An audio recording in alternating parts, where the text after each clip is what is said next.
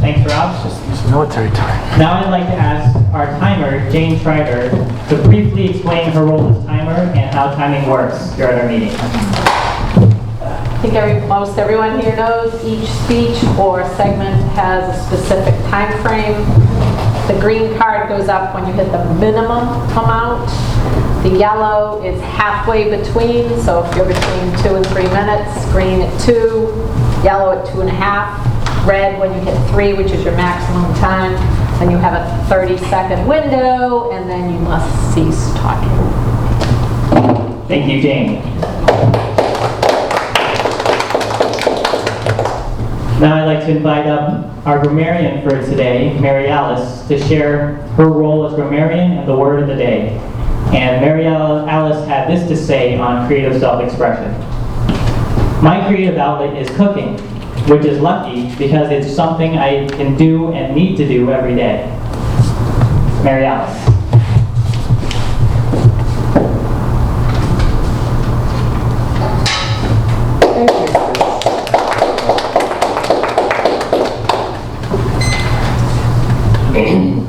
The grammarian's job is to choose the word of the day and also to count the filler words that people use through the meeting. Filler words are meaningless little words like the,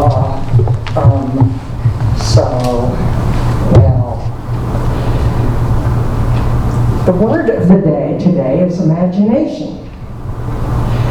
I looked it up, both in the dictionary, because I thought even though it's a common word, I find it difficult to figure out a good definition.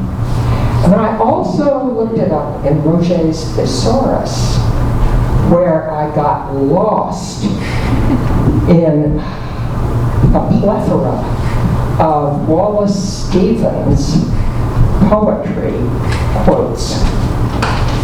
First, the dictionary definition. The faculty or action of forming new ideas or images or concepts of external objects not present to the senses. And a comment there was very good, and I thought this is how it applies to science, for example.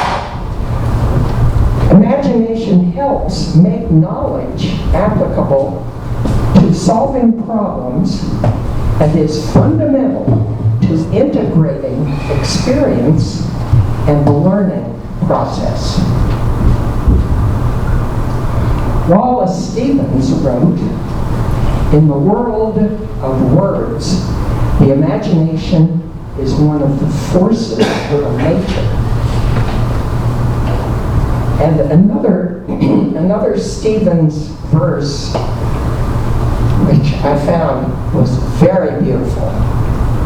Light, the first light of the evening, as in a room in which we rest, and for small reason, think the world imagined is the ultimate good.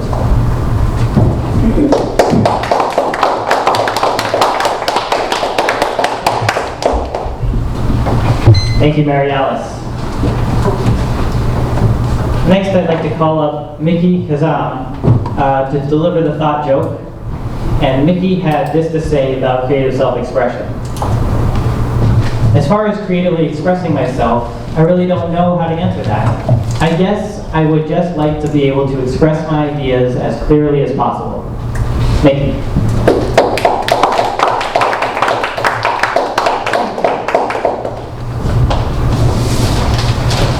I want to talk to you people today about bringing up children and using your imagination as to how you bring up your children. I read in the New York Times a very interesting article about dropping in the Dutch, in the Dutch tradition.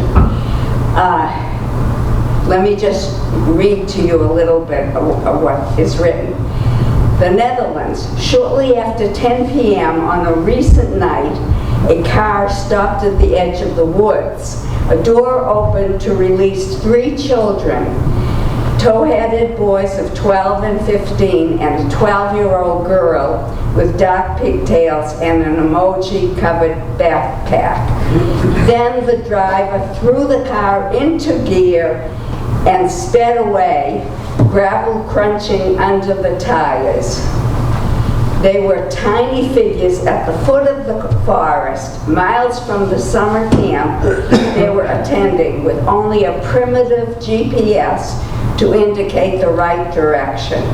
Darkness was falling, and they were alone. They peered into the night. Was this the path?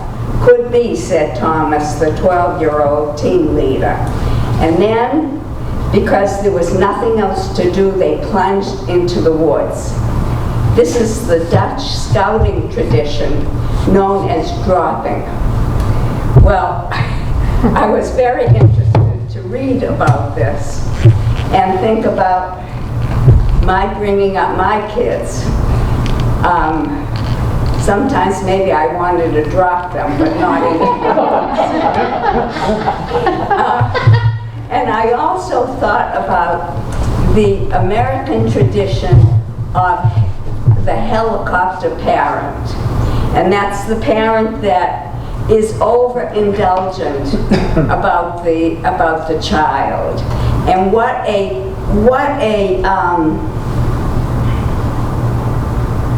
how different the tradition is from the Dutch tradition of letting the kids face their fears at a fairly young age, about 11 years old, and as contrasted to the American tradition, often, of the helicopter parent that hovers over the kids.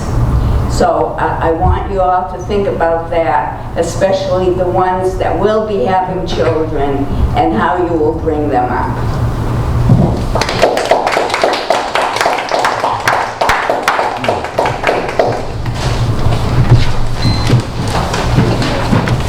Thanks, Vicki. Now we have our first speech delivered by